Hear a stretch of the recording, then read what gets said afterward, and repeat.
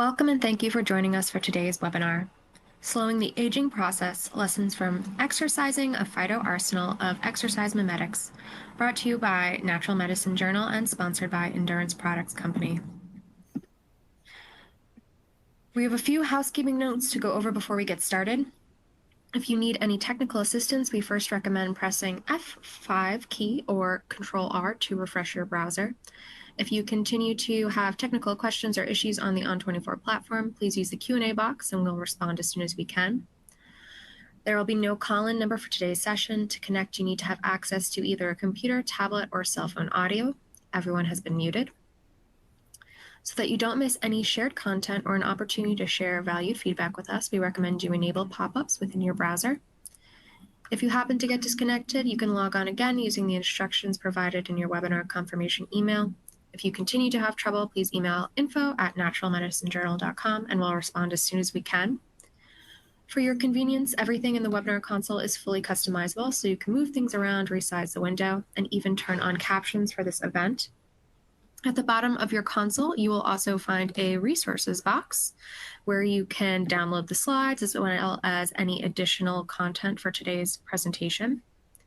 You can also ask questions at any time during the presentation by submitting it through the Q&A box. We'll leave some time at the end of the session today to answer as many questions as time allows. And finally, this webinar will be recorded and you'll receive a thank you email with the on-demand materials within 2 business days. With that out of the way, I would like to introduce our speaker for today. We'll hear from Cheryl Burdette, co-founder of Precision Point Diagnostics. Precision Point Diagnostics is a laboratory that focuses on gut-based health and wellness. There, Cheryl designs clinical profiles and trains clinicians on their utilization. Precision Point serves as an international presence and has distributed in over 15 countries. Cheryl is also the Director of Education and the Naturopathic Residency Program at Progressive Medical, one of the largest integrative clinics in the Southeast. She is on the board of advisors for a Fortune 500 supplement company, and she is a partner in Theradura, a physician line distribution in Germany. She serves on IRB boards, is involved in study design and translational research, and has lectured extensively worldwide. She designed and teaches the clinical curriculum for Origins Incubator, a practice management group that has helped to launch many successful practitioners. Her passion is teaching about the practices of integrated and naturopathic medicine to increase awareness of evidence-based natural therapies, to both rule in and rule out tools that are effective in inpatient care. At this time, I'd like to welcome our speaker and hand the webinar off to Cheryl. Thank you so much for having me today, and I would like to thank Endurance Products for sponsoring this opportunity. And as you see, they were named 2023 Corporation of the Year by the AAMP, and I think that's because there's a lot of really forward thinking going on. Not only forward thinking, but forward thinking that really matches our roots. And so today we're going to talk about maximizing endurance and maximizing longevity. And so I think within that conversation, it's obvious that when we do things that improve longevity, they reduce the tenacity of chronic disease. And so if we can look at these pathways, if we can figure out where they're successful, then we can do things to mimic some of the most powerful tools that we have in the body. So, before we ever even get to an ICD-10 code, I often think about concepts like vis medicatrix. And so again, cutting edge science, but really back to our roots in terms of how do we turn on that healing power from within. And before there's a diagnosis, there's a human being. And if we took that human being and we just help them to eat better and to sleep better and to reduce stress, and we know all the benefits of, for example, exercise and caloric restriction, if we could find ways to amplify these things in the body, that vis medicatrix, that healing power from within, then we really have powerful tools to reduce disease, chronicity of disease, and extend not just lifespan, but quality of lifespan. So if some of the most powerful science we see out there is around outcomes in terms of exercise or in terms of caloric restriction, reducing stress, thinking more positively, having healthy relationships. What kind of things can we do to augment these pathways that have so much power, that are so far reaching, that really, I can think back to day one of exercise physiology at Bastyr in year 2000, quite a bit of time ago. And I couldn't get out of that class without being hit over the head in terms of how much research there was corroborating the idea that exercise was so healthy for us. I mean, not just weight loss and not just lean muscle mass, but again, longevity, cognitive outcomes, lipids, sleeping better, on and on and on and on. If there was a positive outcome, there's very little that we could say negative about exercise. I suppose some of you might be saying, well, certain cytokines are produced when we exercise, but actually that same IL-6 that we call a cytokine, when it occurs secondary to exercise, we call it a myokine, and it doesn't create a local inflammatory response unless there are other cell signaling pieces there. So again, even a standard criticism like that would be controversial, and I think it's easy enough to say that the bulk of the data favors exercise in general as a tool for keeping the systems healthy. And so, when we analyze that idea, here's a meta-analysis of over 30 studies and looking at what happens as we are at our relative risk as we increase physical activity, kilocalories per week. And so what we see is we have a nice drop in risk of relative, and we have a nice relative risk reduction if we can incorporate at least about 1,200 calories burned a week. There's a continued slight drop when we get up to higher amounts, but you can see there's not a doubling. This is the point that we get to. Okay, so 1,200 kilocalories a week. What does that mean? Just casual walking from your car to your place of work at that kind of speed. An hour of that is probably about 100 calories. So probably if you're getting those, that's about 5,000 steps, or 10,000 steps would be about 200 calories. Or if we instead say an hour of running, that's 300 calories. So that's 4 hours of intense exercise a week, or less if we're just doing moderate walking. But as you can see, it's not an unattainable amount.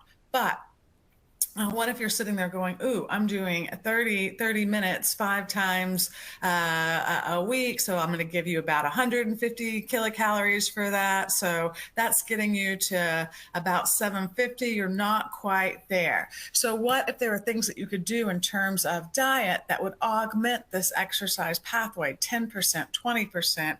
We can see how this is useful in terms of honing in on the benefit.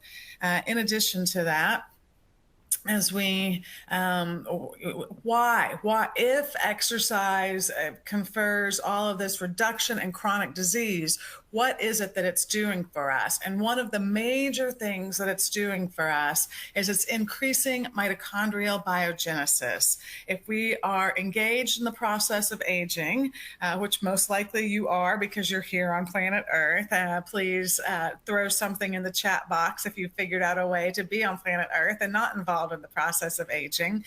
But what we know is that as we age, our mitochondrial biogenesis drops off.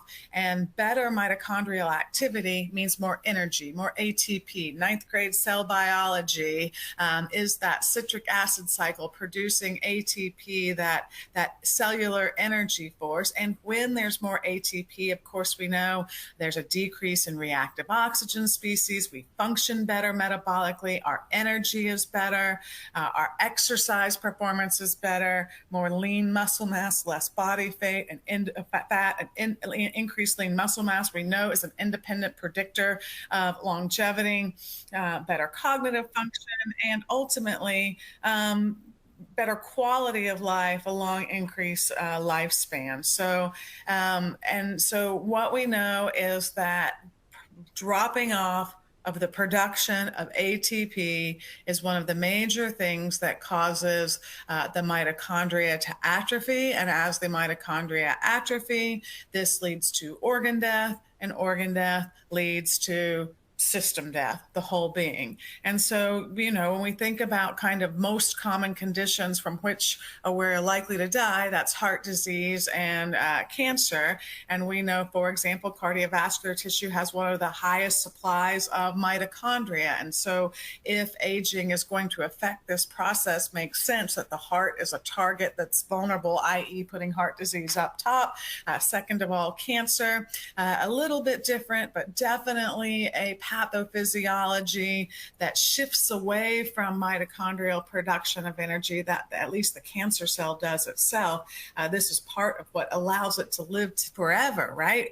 If reactive oxygen species in the mitochondria turn a cell off, we know that one of the things that a cancer cell does is divide an abnormal amount, goes on and on and on and on. And so part of what it's done is it's learned how to shift away from the mitochondria for energy production. So strategies that help flip the cell back to using the mitochondria for more energy are involved in increasing apoptosis in a cancer cell, but protecting a normal cell. That's the Warburg effect. That's probably at least a talk in and of itself. But say that to say our most likely conditions in terms of claiming life are directly tied to mitochondrial function in a number of different ways. And we know that the higher the level of oxidative stress, the worse things become. One of the ways this can be reflected is in terms of, do you have reduced glutathione, a higher amount of reduced glutathione relative to an oxidized amount? So glutathione, a major predictor of mitochondrial permeability and then ultimately apoptosis. And so the more reduced glutathione we have, the more antioxidant defense, the more we turn on things like NRF2 transcription factors. These are the ones that interact with our antioxidant response elements, turning on the things like superoxide dismutase, glutathione peroxidase. Again, that healing power from within. NRF2 turns on our own antioxidant response elements, very biochemical and very naturopathic in terms of concept. Ultimately, also NRF2 not only turning on antioxidant response elements, but upregulating phase 2 detoxification. So there's less toxicity that's doing damage to things like the mitochondria. So if we're keeping our eye on the ball, that's glutathione here, having more reduced glutathione being one of the major things that we can measure as a driver of quality of life and health of the mitochondria. We had lots of conversations during the pandemic about one of the major reasons why COVID became more destructive, even fatal, was, or at least a reason why there's that ongoing cytokine storm, is because glutathione supplies get used up. So demonstrating the fact that this is one of the things that helps us regain homeostasis, putting the immune system in check, but keeping tissue healthy as well. So as we age, as there's more oxidative stress, there's this association with chronic disease. And as we look around the wheel here, again, most of the things that we suffer from in terms of chronicity show up. There's this element of oxidative stress. And so if we can reach for the things that control oxidative stress the most, we have a way of treating root cause of so many various pathologies.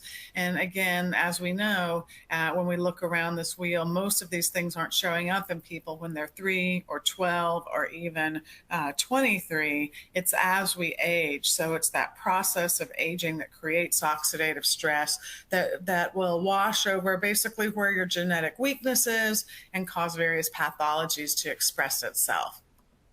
And so, so when we think about when as the mitochondria age, so do tissue in general.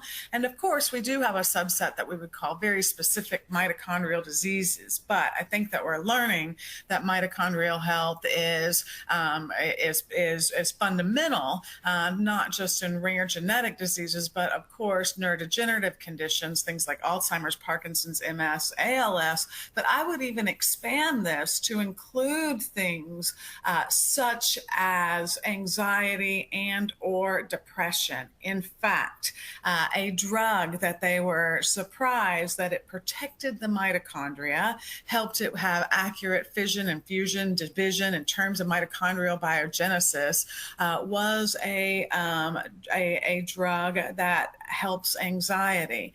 Interestingly, diazepam favored mitochondrial health. And on face, that seems really odd that a benzodiazepam would do anything in terms of the mitochondria. Well, it turns out it helped to decrease overproduction of cortisol. And we'll get more into this, but as we all know, stress is not good for longevity.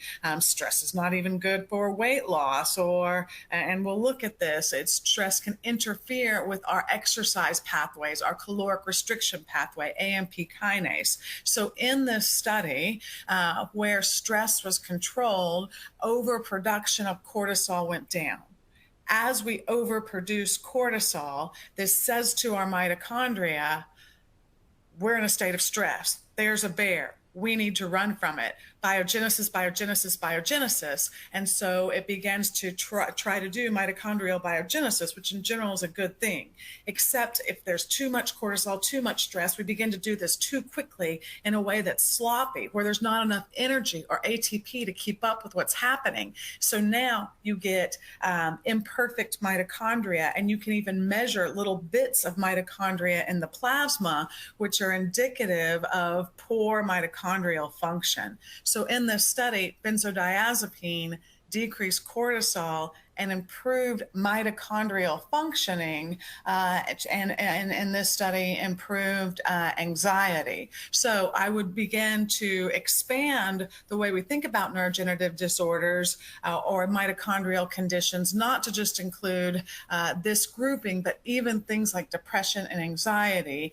Another way of saying that, as we improve mitochondrial health, as we see higher levels of things like NAD or glutathione in the research, we see a decrease in things like anxiety and depression.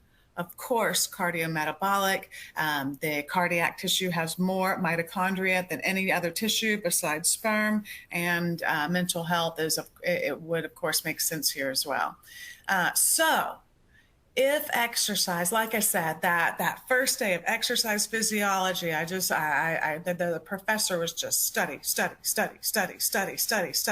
And I think the class was an hour and a half. So that's a lot of studies that you come across in that time. And it's not like that was the subset of studies that supported exercise, and I've never seen another one since. Of course, in my 20 plus years since then, the evidence continues to pour forward. So what's happening with exercise? Well, we're turning on this pathway, AMP, activated protein kinase, or AMP kinase. And when you turn on AMP kinase, you increase that production of ATP.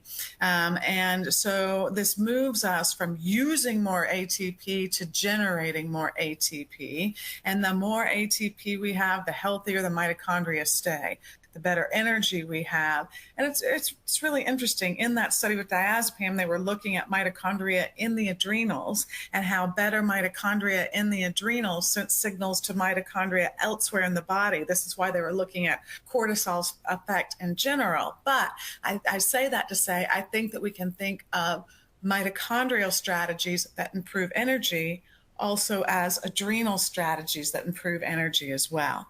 So as we increase AMP kinase, it turns on a number of intermediates, but one is PGC1 alpha, and that sets us against the process of aging towards more division of the mitochondria, away from decline of mitochondrial function. And so this exercise signaling causes us to be more adaptive to stress, right? We've all seen these studies. It's not that you want no stress at all. Little bits of stress, like exercise, strengthen us. There can be too much, just like we can have overtraining, but it's much the same kind of idea.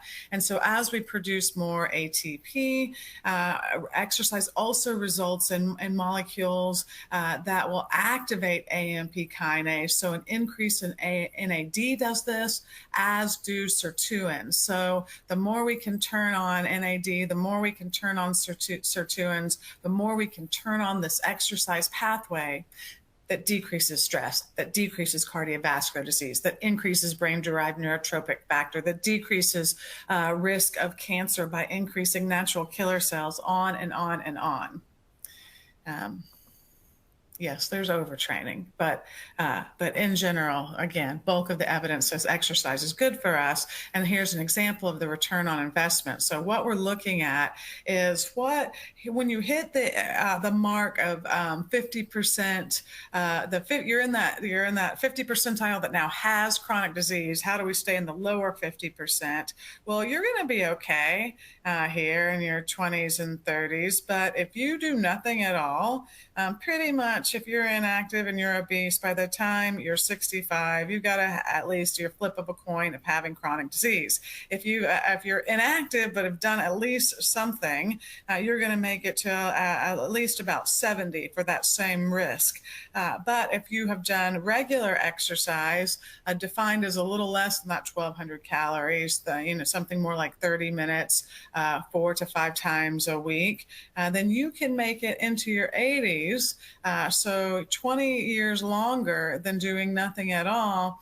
And what we see in terms of chronic exercise, again, keeping things in balance, but by 90, you still have half the risk of having chronic disease. So tell me the medication, the pill, powder, or potion out there that has this kind of outcome. Nothing. It's exercise that has these dramatic outcomes. So it begs the question, what can we do to mimic exercise in the body? So exercise turns on this PGC1 alpha, this transcription factor that sends a signal to the DNA and to the mitochondrial DNA to increase division, to cause mitochondrial biogenesis, but in a safe and a standard way, not like under increased stress where cortisol is just spurting out everywhere. And so again, there are a number of signaling mechanisms that come on, but one of the best, most studied is this PGC1 alpha. And we know that it turns on PPAR, PPAR gamma, but it also is involved in terms of activation of AMPK and sirtuins, again, help moving us towards this mitochondrial biogenesis.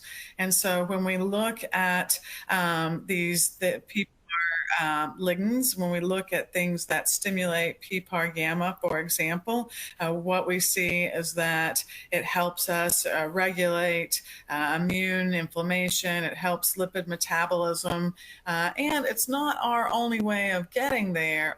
And so PPAR, turning on PPAR expression helps us in a number of different tissue types. So not just here, but here we see as we upregulate PPAR gamma, helps in terms of breaking down fat in the liver. PPAR alpha, more fatty acid oxidation, giving us more energy. Similar thing happening in muscle, also helping in terms of browning of fat tissue as well. And so if we can turn on these, if PGC1 is a PPAR agonist, you can see a lot of benefit. And while I mentioned that AMP kinase turns on PGC1 alpha, this part of the exercise pathway, it's not the only way to get there. So here again, sirtuins turning on PGC1 alpha. If we can upregulate nitric oxide synthase, increasing PGC1 alpha. But again, improving mitochondrial genesis, enhanced fatty acid oxidation, and increasing antioxidants and detoxification. Now, pick a chronic condition that doesn't respond favorably to improvements in this area. Oh, and just in case, also improving glucose utilization. So our cardiometabolic part too. Okay, so sirtuins, like I mentioned, also activate PGC1 alpha, and caloric, and this is more of our caloric restriction does this part. But we do have other ways of getting there, and things like resveratrol and even quercetin are examples of sirtuin activators. And so sirtuins are these longevity molecules. What we saw, for example, I think first in fly models, because flies don't live that long, so it's easy to do these studies there. When they could upregulate sirtuins, they tended to live longer. We've duplicated this research in mammals, even monkeys, and we even have the group of caloric restrictors out of Harvard who are working to do this in their own study set. But it's hard work. The amount of caloric restriction associated with living longer. In fact, as you can see, as much as 50% restriction of calories for some of that upper limit.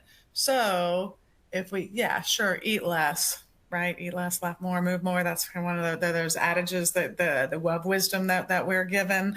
But if we can turn on pathways that help us, well, to feel more full might be one thing, like berberine, we're figuring out is a natural GLP-1 agonist.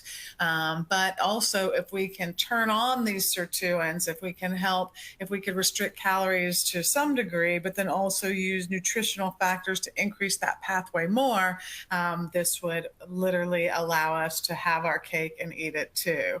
Oh, terrible. Okay, so here we see nitric oxide is another way to stimulate mitochondrial biogenesis.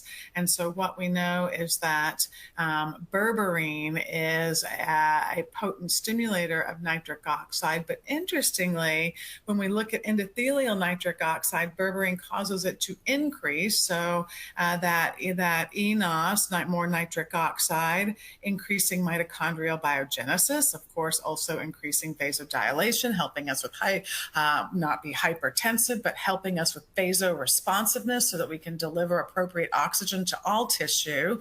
But interestingly, in these same studies where berberine increases endothelial nitric oxide, what you see is that it decreased inducible nitric oxide. So we often have this concern because inducible nitric oxide can create more reactive nitrogen species, which can damage tissue. So we don't want to upregulate that component. Well, it turns out berberine's ability to kill off bacteria that are producing lipopolysaccharides meant you saw a decrease in inducible nitric oxide synthase, but at the same time saw an increase in endothelial nitric oxide synthase, which is exactly what we want.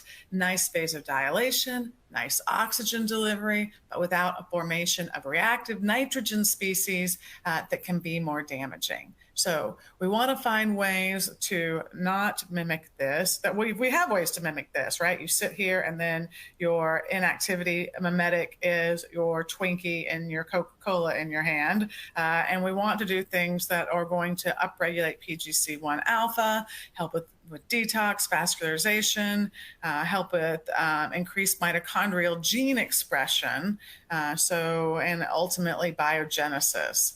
So here we see nutritionists from Cornell University looking at caloric restriction, improving diabetes, improving lifespan, and this was done in mice. And so what you can see, it took 40% reduction in calories to have about a 30% increase in lifespan.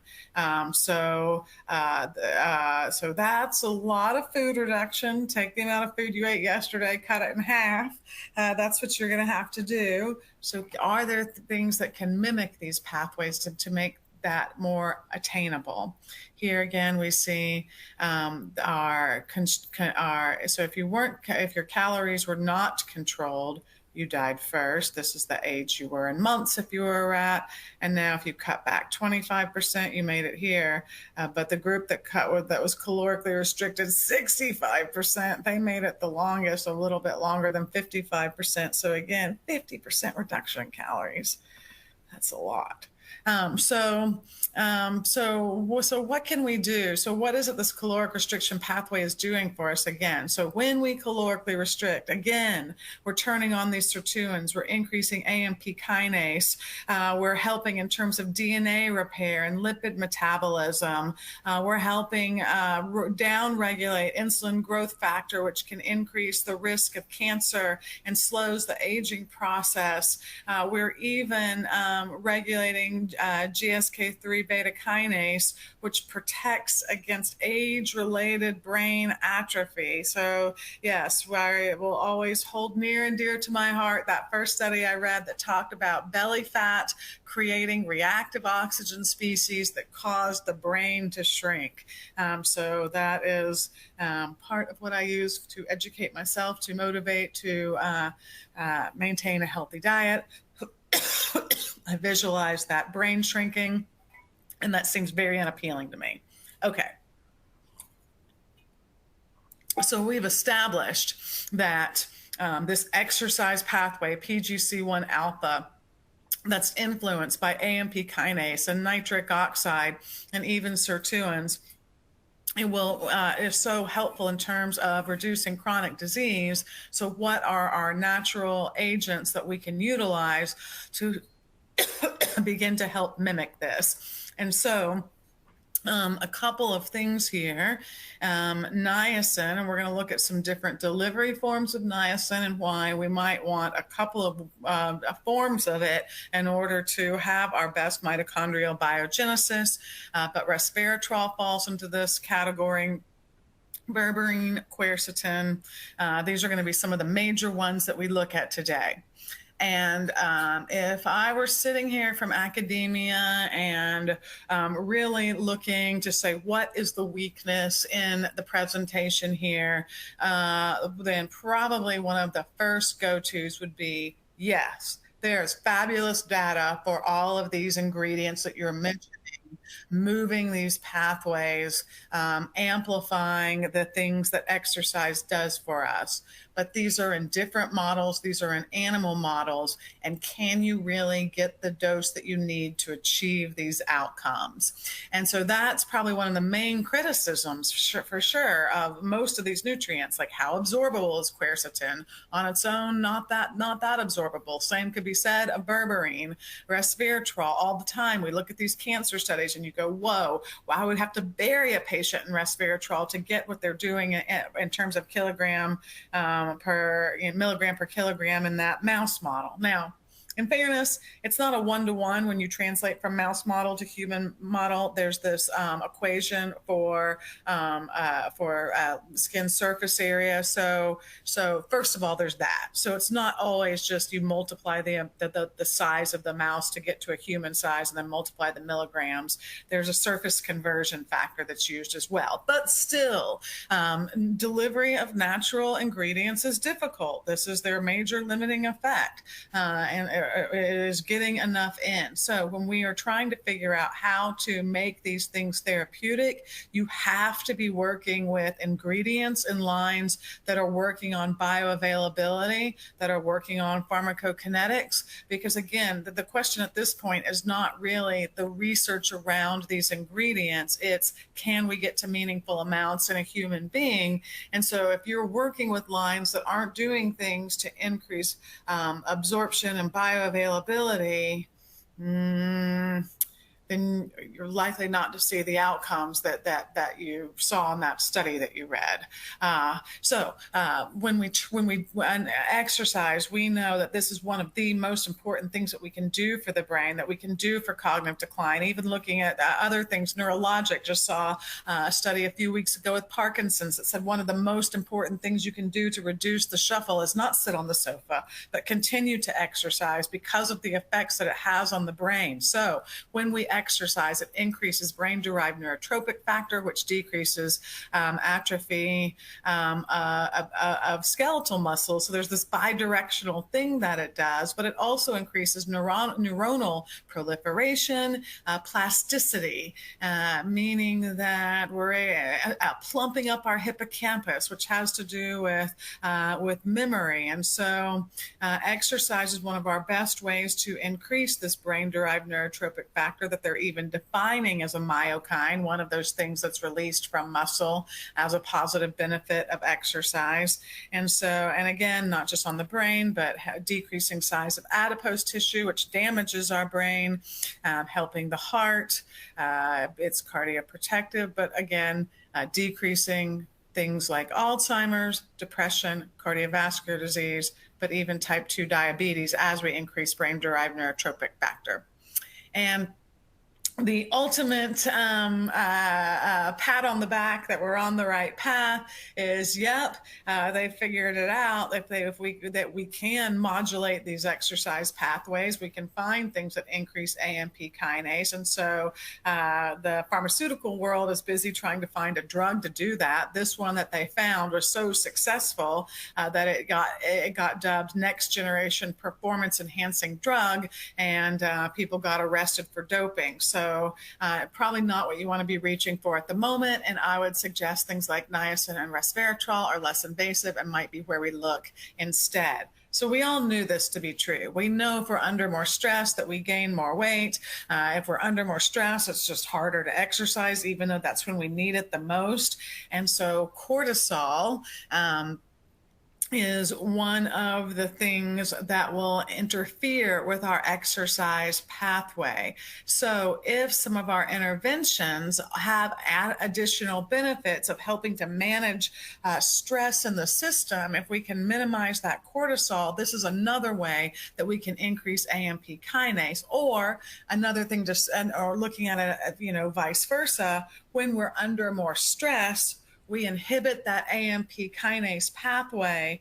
And this is another way that stress causes more chronic conditions. I mean, there's a lot of ways. This is one. It inhibits AMP kinase. If we're talking epinephrine, norepinephrine, it turns on these G coupling mechanisms that tell cancer cells to grow.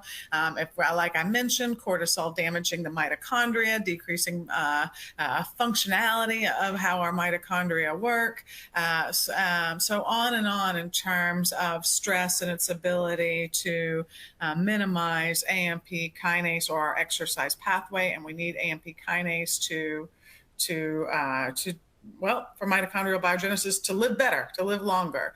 And so I mentioned that there's this possibility of this drug that's out there, but the research goes on to conclude, like we might suspect, that look, an exercise mimetic, you're probably going to need to be on that more lifelong. It's something that you're going to take that's going to prevent prevent chronic disease. So the problem with a pharmacologic agent is that it tends to just stimulate one pathway, but exercise is so multifactorial. We need exercise mimetics that stimulate the complexity of exercise and that have multi-targeted effects. And so the research goes on to conclude that this is much more likely to be something in our botanical arsenal, something from a natural products world, than it is to be a drug.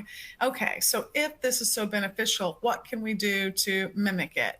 And so, there's always conversation out there around lowering cholesterol, right? Cardiovascular disease, one of the number one things that we die from. And so when people ask me, what's your favorite way to lower cholesterol? And we're looking at, various amlas or fish oils or bergamot or red yeast rice, all of those things. I just really wonder why people stray from niacin.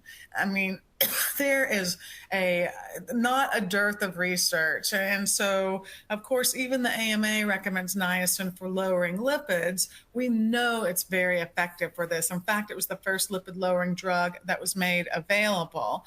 But I suppose the reason that people wander from just a straight niacin is that there can be a flush that comes with it. and that can feel uncomfortable. And that can result in as much as, for example, niacin that's been used in terms of medications. Studies say as much as a 50% dropout rate because people don't like it. They flush from it. They don't like the side effects. So we're going to look at a form of niacin that has a 10% dropout rate because of really managing the delivery. So managing the delivery to get more to the tissue, but also managing that flush effect. And really, the niacin is so powerful that I don't think it's one that we should just immediately turn away from. It works so well for lowering lipids. So really putting that front and center, if that's what's going on, becomes useful. And so here we see niacin increasing HDL, decreasing LDL, increasing degradation of ApoB, which is more likely to become oxidized, decreasing triglycerides. So all of this cardiovascular benefit, but also a mitochondrial benefit. And why would I suggest a mitochondrial benefit? Well, as we know, it is one of our precursors to make NAD. And we saw that NAD is necessary to keep that AMP kinase pathway moving.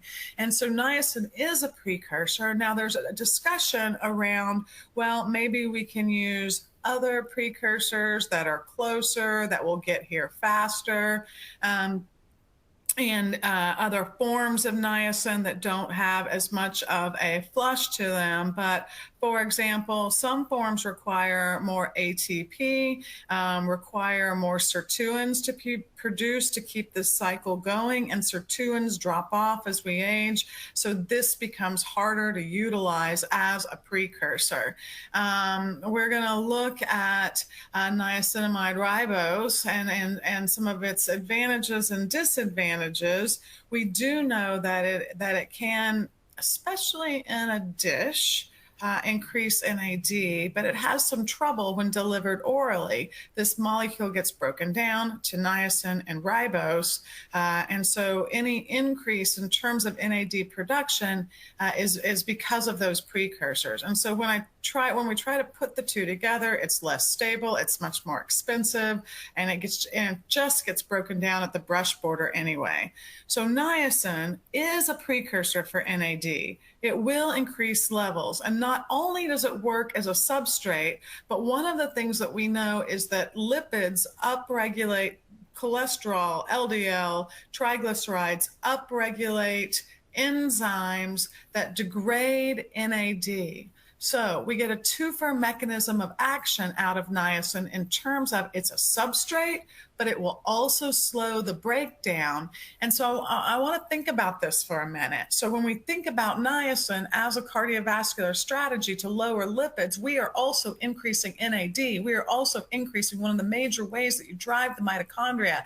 Fascinating, all the other things that niacin does. For example, when they looked at niacin versus placebo, you saw an increased production of polyunsaturated fatty acids in the body, and particularly a big bump in DHA. So it creates this anti-inflammatory effect in the system. I mean, if we think back to Avram Hoffman's work, he used high-dose niacin for even things like schizophrenia. So we know it's a pretty powerful molecule. In addition to that, remember what I said about stress inhibiting that exercise pathway? Well, we know this part too. As you fill in niacin, I'm not going to need as much tryptophan to get pulled in this direction. So as I spare my tryptophan, now my tryptophan can become more serotonin.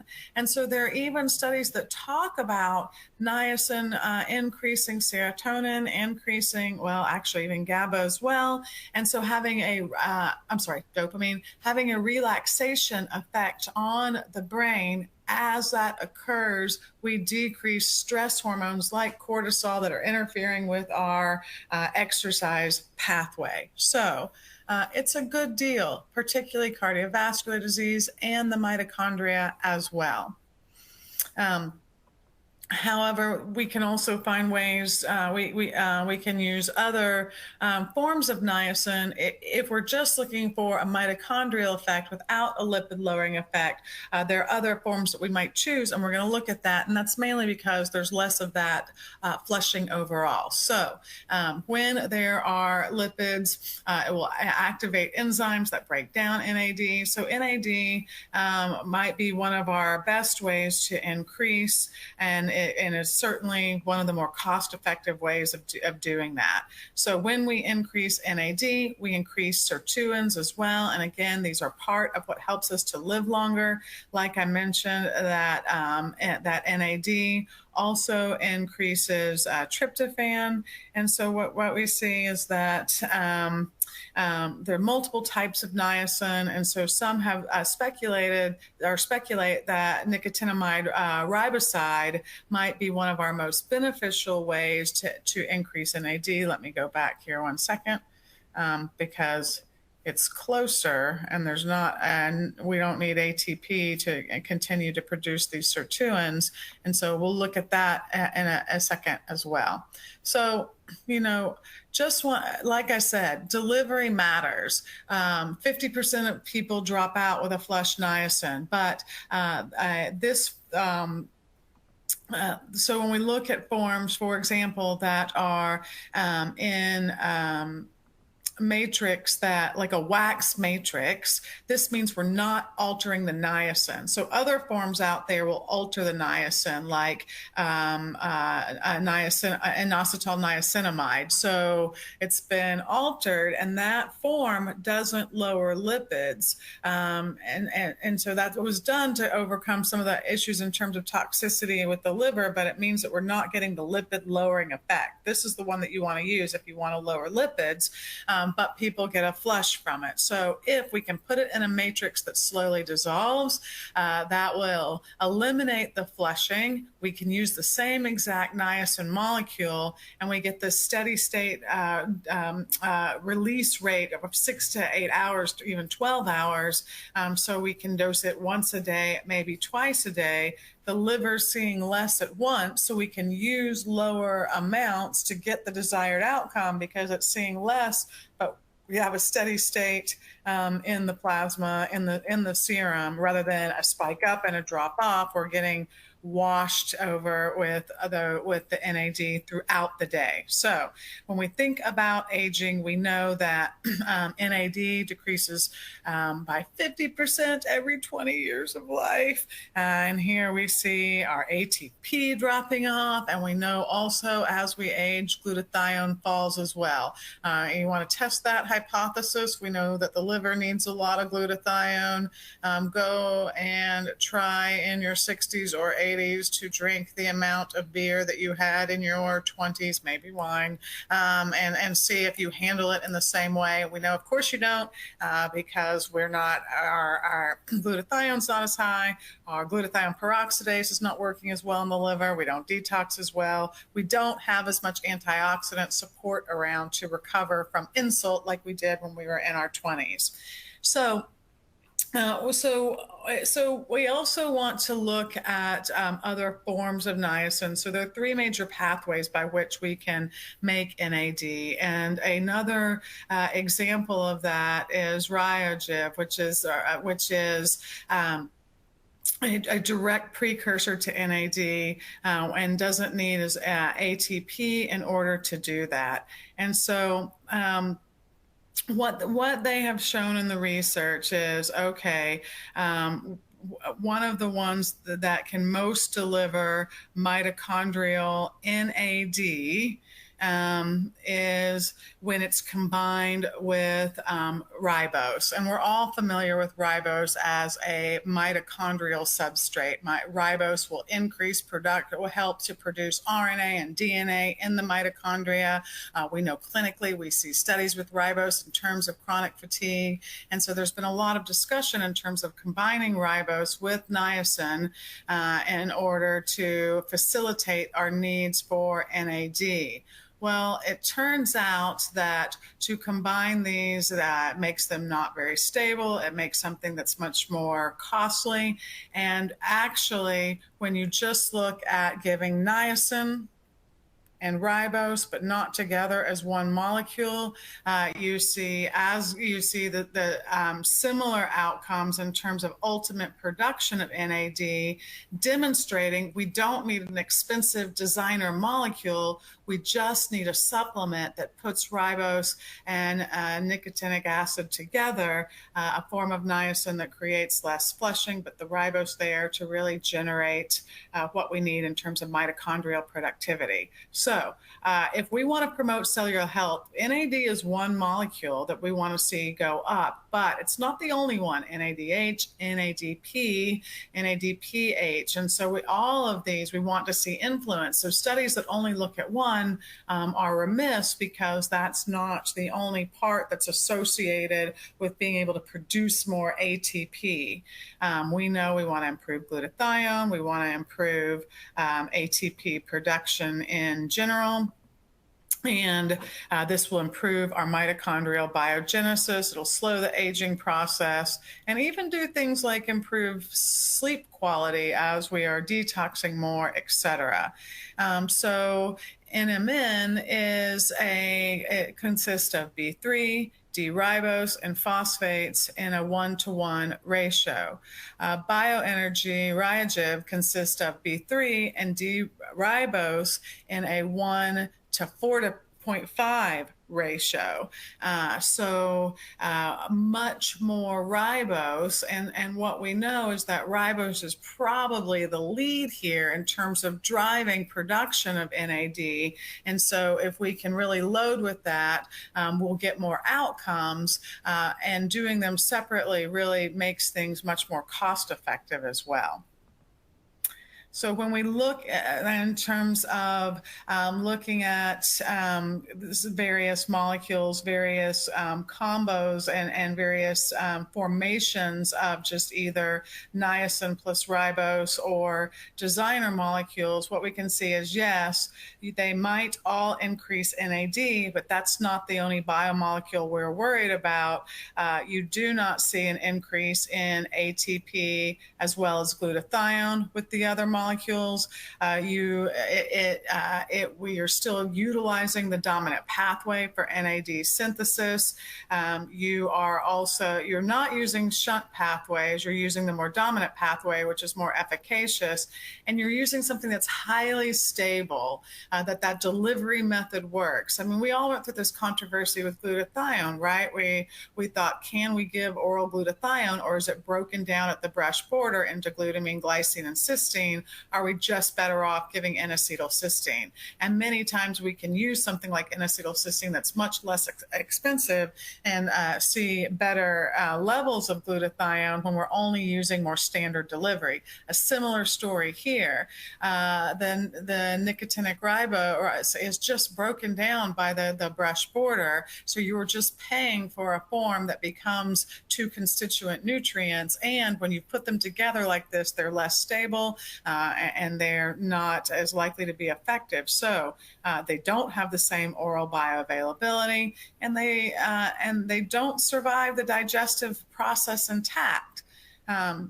So as the studies say, you're paying for something that's really unnecessary here. So here in this study, single center randomized double-blind trial, and what we're looking at is what happened, and we're looking at CBC, hemoglobin A1C, liver enzymes for safety. You're taking the medical history and then measuring NAD, postprandial blood glucose, looking at levels of glutathione and cortisol.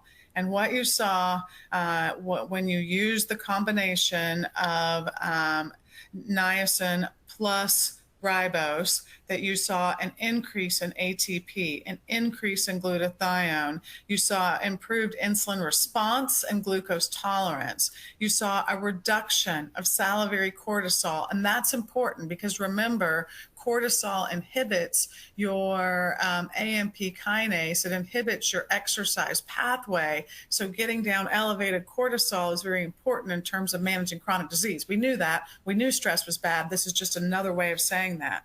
Really interesting, 20% of the population after only 5 days, noticed an improved quality of life, especially in fatigue, concentration, and motivation.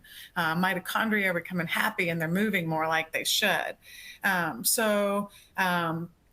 And I would suggest mitochondrial biogenesis, really that tissue recovery, just like we don't get to go to the gym 5 days and see like beautiful biceps, that staying on this longer, we're going to continue to see improvements in terms of outcome.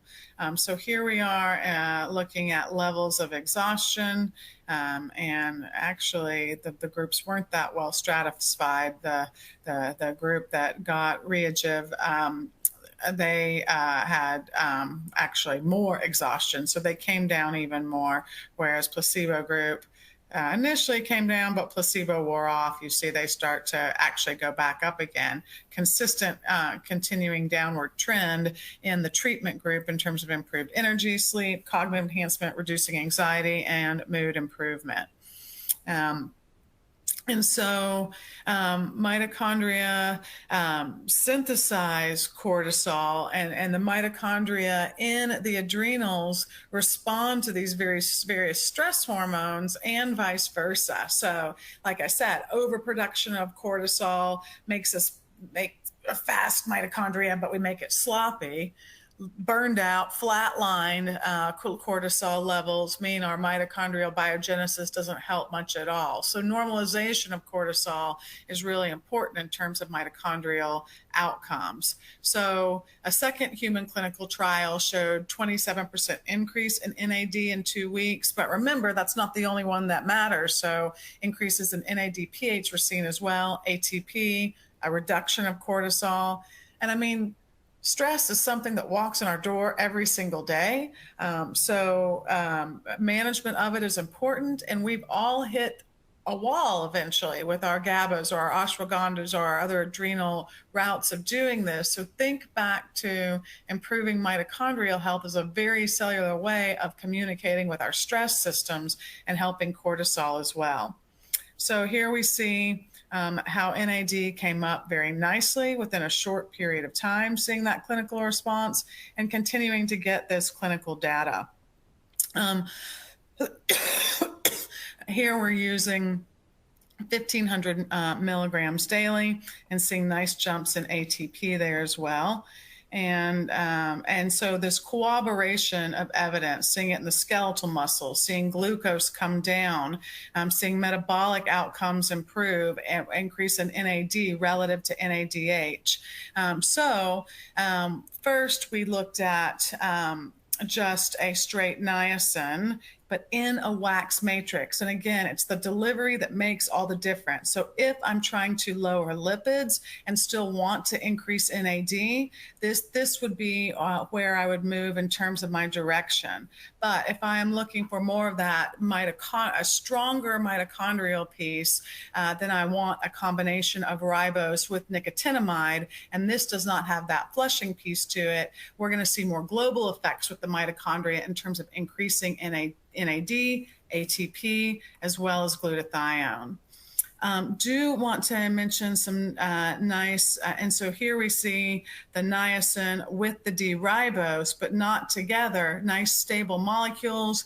Your gut lining is going to break them down to this anyway, so there's no reason to pay to smush them together in a way that's less stable and is going to give less clinical outcomes. So like I keep saying, delivery matters. What we don't want to see is, and with a lot of our natural ingredients, they shoot up in the plasma and they're gone. What we want is more area under the curve. And the greatest area under the curve is the sustained release. We all know that there's limitations to uptake. So if we can get little bits over time, Vitamin C is the classic example, right? If I swallow down 10 grams right now, I'm going to have some pretty loose stools. But if I can manage to get, 500 milligrams, 500 milligrams, 500 milligrams, 500 milligrams, I can get more into my system without that bowel effect. It's just hard to remember to take something every hour. So utilizing technology with this sustained release becomes quite important.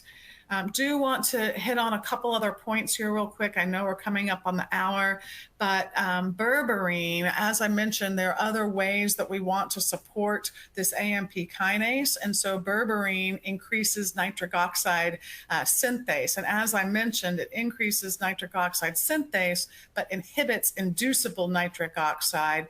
And so as berberine increases eNOS, better vasodilation, but it turns on AMP kinase.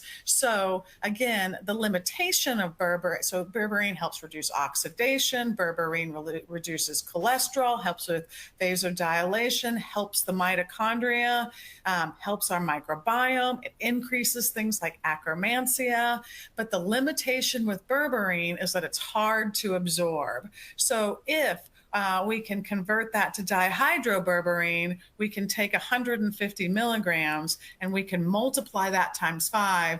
So this would be the equivalent of 750 milligrams in a capsule, but it's a tiny capsule because we've increased that delivery.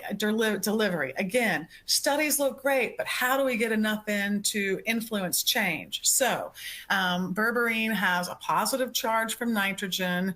If we can add a couple hydrogen molecules there, we neutralize that charge, and that allows it to move into the gut and also into cells much more effectively. So that 5-fold increase of absorption. But in addition to being dihydro, also putting it in a sustained release formula, meaning little bits, that now we can do BID dosing, continue to get it throughout the day rather than this peak and this radical drop down. And we can mimic this kind of technology again with things like resveratrol, which is one of our go-tos for increasing sirtuins, but also normalizing angiogenesis. But again, when we look at these studies, we're like, how do you get enough in? Well, again, if we can apply this sustained release technology, but also use a trans resveratrol, the liver just cannot break this down nearly as well. And so again, about 4-fold the plasma life from the trans resveratrol plus the capsule being sustained release. These are two different things that will help us to achieve those doses that you see in studies that look like you just have to bury somebody in resveratrol in order to get. So we know resveratrol has a huge amount of benefit, increasing sirtuins, helping to produce more NAD, sparing our glutathione. It's antiviral, helps with angiogenesis. It even decreases angiogenesis to goiters. So when you run out of ideas for goiters, but besides your iodine, resveratrol, but getting the right amounts. And so when we look at these mouse studies, they have the fat rat and the thin rat, and the fat rat got the resveratrol and it leaned out and it was able to run like the thin rat and remember the maze. So also turning on those sirtuins, helping with cognitive decline because we're mimicking that caloric restriction pathway.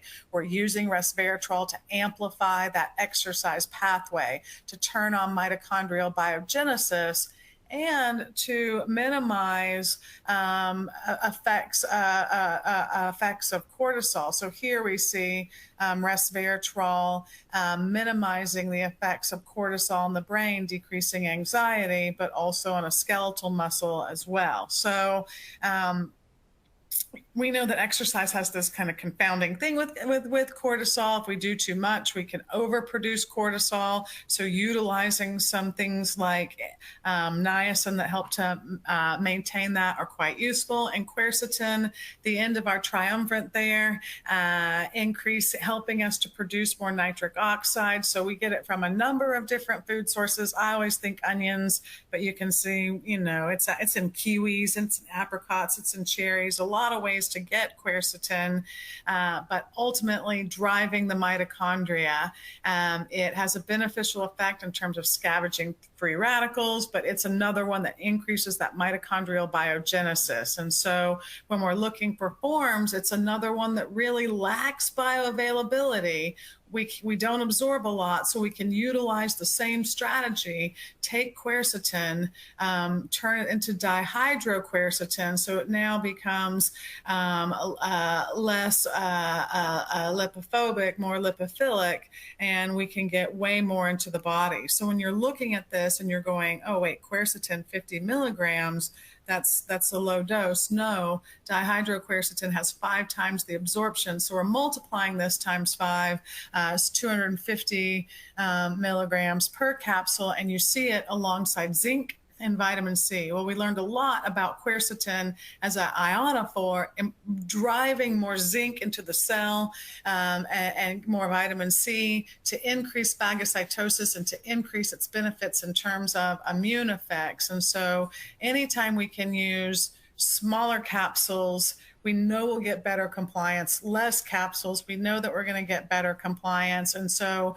if you're working with someone that's not really thinking about delivery methods, well, they're not really thinking about the nutraceutical in general. Our biggest limiting effect, rate limiting effect is getting them into the system. So when we look at the line from Endurance Performance Products, we can be assured that we're getting, again, 5 times the plasma bioavailability, because really thinking about the form of the phytonutrient as well as the capsule itself, this sustained release, so that you continue to get small little bits of delivery that the body can benefit from, that turn on that vis medicatrix, the power of the body to heal itself. And so again, we know that exercise is one of the most profoundly beneficial things that we can do for ourselves. So if we can maximize that exercise pathway with our phytonutrients, we can improve endurance, we can improve longevity, and we can reduce the incidence of chronic disease.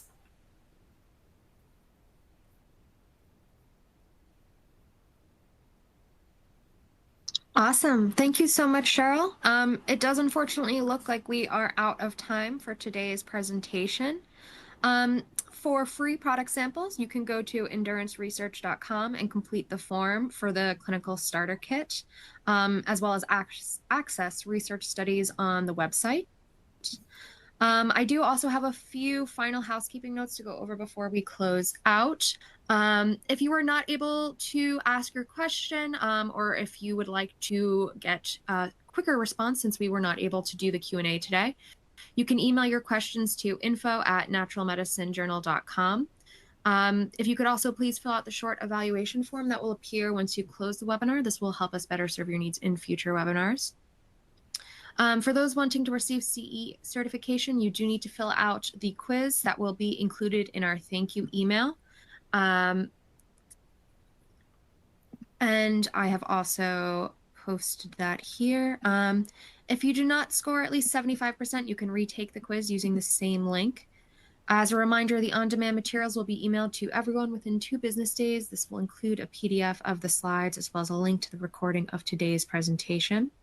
Thank you again to Cheryl for your excellent presentation today, and thank you to all of our attendees for taking the time out of your busy days to join us.